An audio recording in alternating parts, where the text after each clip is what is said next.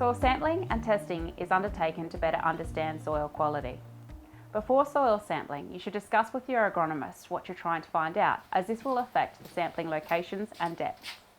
If the agronomist is interested in inherent fertility, they may look at the 0 to 10 centimetre depth for the broad spectrum nutrition, including potassium, phosphorus, zinc and copper, and deeper sampling often to 60 or even 100 centimetres, looking for more mobile nutrients such as nitrogen and sulphur.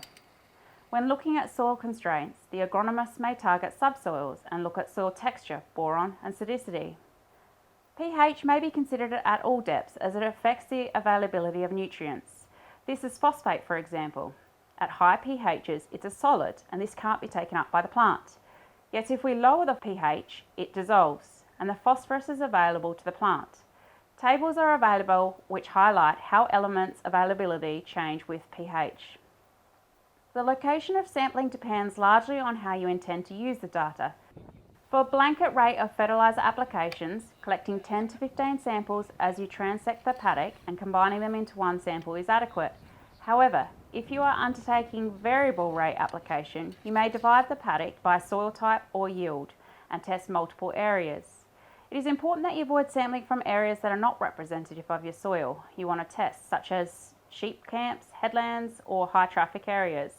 And also be consistent where you take samples. So you may keep between stubble rows, for example, and use a clean bucket when combining samples. Combining a few samples from a single coordinate and testing over several years is another option, which would allow you to assess the impact of your soil management strategy. A large handful of mixed soil in a snaplock bag is acceptable for most agronomy testing requirements. It is also recommended you keep soils cool in transit to the lab. A plant can only grow as well as a lowest available concentration, so the agronomists will primarily look for sufficient nutrient levels. But they also consider the ability of plants to take up the nutrients. We have already touched on depth, that nutrients are available, and the impact of pH. But there are also other nutrient-nutrient interactions. For example, higher levels of sulphur can encourage nitrogen take-up, whereas higher levels of iron can inhibit phosphorus take-up. These relationships have been published in the Landholders chart.